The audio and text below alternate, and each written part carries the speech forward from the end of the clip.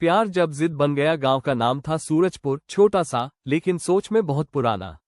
यहाँ सूरज रोज निकलता था, पर लोगों की सोच पर अंधेरा छाया रहता था। जाति, परंपरा और समाज के बनाए नियम यहाँ इंसानों से बड़े थे। इसी गांव में रहता था आरव। साधारण किसान परिवार से, मेहनती, ईमानदार और अपने सपनों में भरोसा रखने वाला लड़का। उसकी आंखों में बड़े शहरों की चमक नहीं थी, लेकिन आत्मसम्मान और सच्चाई की रोशनी जरूर थी। वहीं दूसरी तरफ थी नैना, पढ़ी लिखी, संवेदनशील और सवाल करने की हिम्मत रखने वाली लड़की। उसका परिवार आर्थिक रूप से मजबूत था और जाति के नाम पर खुद को दूसरों से ऊपर समझता था। आरव और नैना, दो अलग जातियां, दो अलग दुनिया और एक ही दिल की धड़कन। पहली मुलाकात उनकी मुलाकात कॉलेज के लाइब्रेरी में हुई। आरव एक पुरानी सी किताब ढूंढ रहा था और नैना उसी शेल्फ पर खड़ी थी। ये किताब आपने कहीं देखी? आरव की आवाज में झिझक थी। नैना ने मुस्कुराकर किताब निकालते हुए कहा, ये वाली? आप काफी देर से ढूंढ रहे थे। वो मुस्कान आरव के लिए वही पल सब कुछ बदल देने वाला था। धीरे धीरे बातें बढ़ी। किताबों से शुरू हुई दोस्ती सपनों तक पहुंच गई। कॉलेज की कैंटीन, लाइब्रेरी, बस स्टैंड, हर जगह अब उनके बीच एक अनकहा रिश्ता पलने लगा। प्यार का एहसास एक दिन बारिश में भीगते हुए नैना ने कहा, आरव, क्या तुम्हें कभी डर नहीं लगता समाज से? आरव मुस्कुराया, डर लगता है, लेकिन प्यार उससे बड़ा है। वो पल, वो शब्द नैना की आंखों में आंसू ले आए।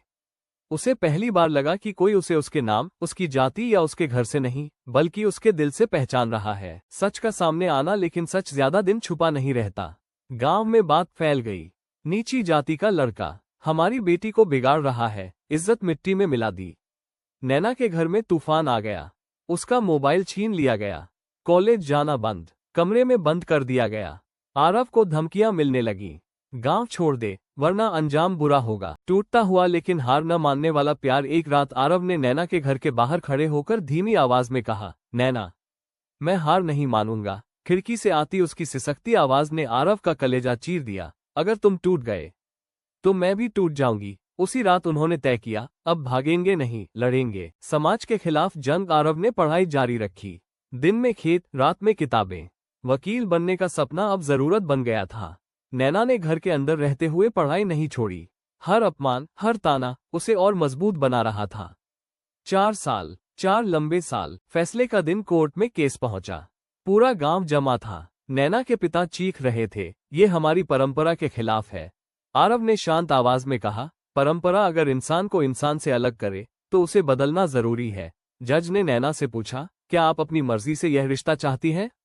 नैना की आवाज कांपी नहीं, हाँ, पूरे होश में। जीत। कोर्ट ने फैसला सुनाया, दोनों बालिग है। प्यार अपराध नहीं, जाति कोई दीवार नहीं। गांव में सन्नाटा छा गया।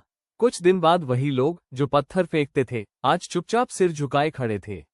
आरव और नैना ने शादी की।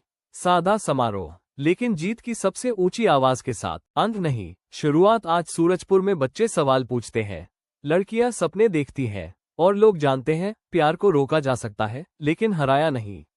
आरव और नैना की कहानी अब सिर्फ उनकी नहीं रही, वो हर उस दिल की आवाज बन गई जो समाज से लड़ने की हिम्मत रखता है।